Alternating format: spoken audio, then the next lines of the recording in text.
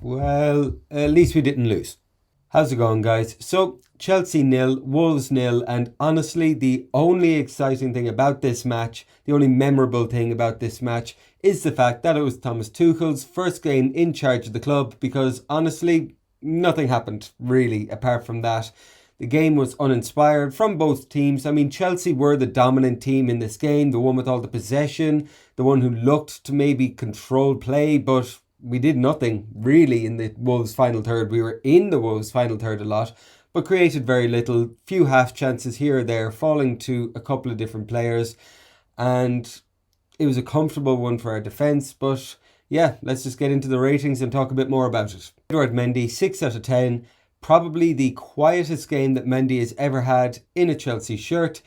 I think there was maybe one instance where a bit of a hashed clearance for him fell to a Wolves player on the halfway line. Amounted to pretty much nothing. It was a shot on target in the end, so he didn't even have to do anything to redeem himself, and he didn't have to do anything after that to redeem himself. Didn't even have to do anything before that to have earned a future redemption, because honestly, Mendy had pretty much nothing to do in this game. Wolves offered very little going forward.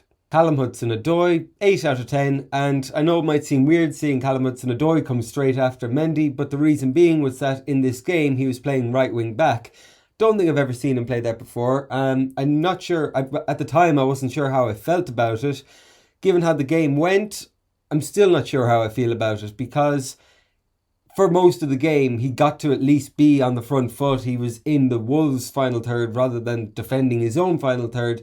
So yeah, it wasn't really clear how effective he is in the actual right wing back position because he was pretty much just a winger anyway, which we all know Callum Hudson-Odoi is very good at. But yeah, he was probably our best player on the pitch in this one. Caused a lot of problems for Aït-Nouri and Nelson Semedo. When Christian Pulisic came on, I think he moved over to the left then, continued to cause problems. And yeah, I mean, during the summer, it looked like he might go to Bayern Munich. And there's talks of like £80 million being on the table for him. I'm still not sure if he's justified us turning down that kind of money. But, I mean, over the recent few weeks, he has been a very consistent performer for us, both starting and on the bench. So if he continues with that, I'll say, yeah, let's keep him. Feck the 80 million. All right, lads, to save time here, I'm just going to say we had 3 centre-backs playing. We had Dave, we had Rudiger, and we had Thiago Silva, and they all just get a 7 out of 10. I'm not going to waste time talking about them individually because when I say Wolves weren't an attacking threat going forward, Wolves just were not an attacking threat going forward at all. I mean, none of the centre-backs were really ever tested in this game. Very comfortable for the lot of them. Wolves didn't play with a proper striker, which definitely helped us a lot. Took the pressure off the defence. So, yeah, I'll just give them all a 7 across the board. Chilwell, 4 out of 10. And I think Chilwell would be an interesting one because he was a favourite of Lampard's and Alonso in particular was definitely not a favourite of Lampard's. He seemed indifferent towards Emerson or other left back. And it should just be interesting to see how Tuchel feels about them. I mean, he didn't bring Alonso back into the squad for this one, so maybe that does say something. But Chilwell's performances, they have been inconsistent since signing for the club. He's been really good, he's been really bad at times, somewhere in the middle a lot of the time. So it should be interesting to see if the likes of Emerson gets a game more often than he has been, because I know Chilwell is a big money signing for us that we only just got, and that's obviously going to factor into Lampard feeling the need to play him. But I mean, Tuchel doesn't quite have the same obligation. It wasn't him that brought him in, and if he sees potential in Emerson, I'm more than happy for Emerson to get some game time because once again in this one, Chilwell wasn't great. We, like I said a few times already, we had a lot of the ball in this one. It was mostly played in Wolves' final third. Chilwell had a lot of chances both to cross the ball in and even a few shots himself, and he mucked pretty much all of them up. And he was always he seemed slow and reluctant to get back and defend then when we did lose the ball. So yeah, not overly an impressive start for Ben Chilwell under the Thomas Tuchel regime. Jorginho, 6 out of 10, and it was very clear from early in this game what Jorginho's orders were from Tuchel because he pretty much sat in front of the defence and did not move. Like I've said, the game was played in the Wolves' final third. He barely spent any time in the Wolves' final third. He barely advanced past, the edge of the Wolves' centre circle. because his job was just to sit back, mop things up in front of the defence, play the simple pass then when we did get the ball back, and, he did that well, but it's just not overly inspiring from him. He played with Kovacic in midfield. I'll get onto him in a little bit.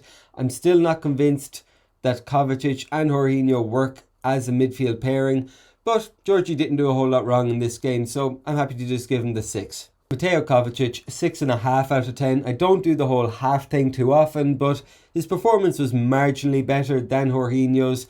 But I feel like the way I rank these, 7 is a very good score, and this wasn't a very good performance from Kovacic. He moved around freely enough in the midfield. He seemed to have that freer role in the central position, and he just played it safe too often for me. And that was an issue all throughout the game. We weren't really penetrating Wolves, and as the free roaming midfielder, he needs to be the one that kind of takes charge there. He did have an effort from the edge of the box that was just inches away from the tippity top of the top corner.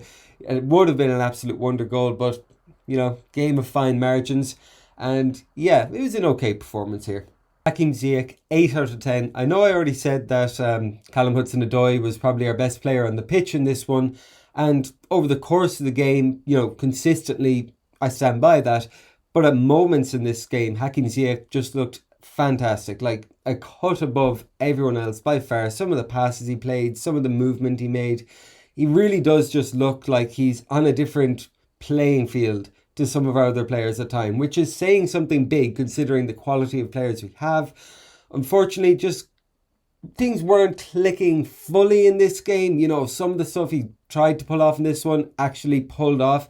He probably would have been in contention for a 10 out of 10 or at least bumped up to a 9. Not to be, but I think that he's going to be a fantastic player under this Tuchel regime. Kai Havertz, 6 out of 10, and this wasn't a bad performance at all from Kai. It was actually quite an okay performance. Okay doesn't sound great either. It was a decent performance from Kai. He looks like he could fit well into what Tuchel has already got planned for the club. He was playing almost, it was like a second striker nearly, or just behind the striker. He was quite close to the goal at all times. That seemed to suit him. I think he played there quite a bit in his Bayer Leverkusen days, and we all know that he was unreal there because that's why we bought him for so much money. And he had a couple of chances in this one. He set up a couple of chances. The most crushing one was the last seconds of the game from a corner kick.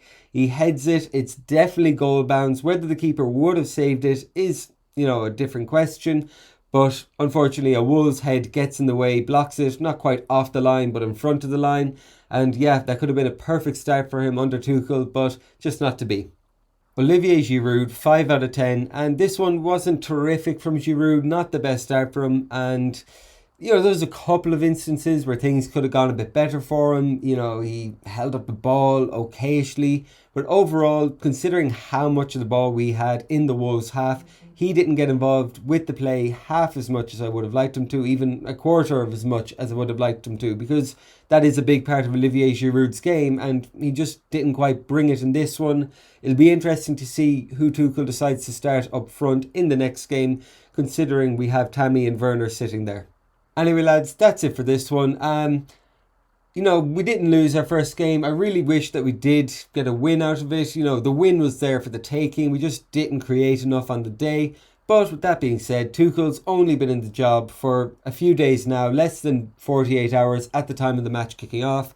So we're not going to scrutinise it too much and, start coming up with preconceived notions about how he'll do as a manager. He needs time. Even going into our next game, I think it's on Sunday against Burnley, even that won't be enough to tell how this is going to go under Tuchel. By the end of the season, we should have a good idea by then. But for the next few games, let's just see how they unfold. But yeah, if you've enjoyed, leave a like, comment below if you agree, disagree with my ratings, subscribe for more footy chats, and hopefully I'll see you all in the next video.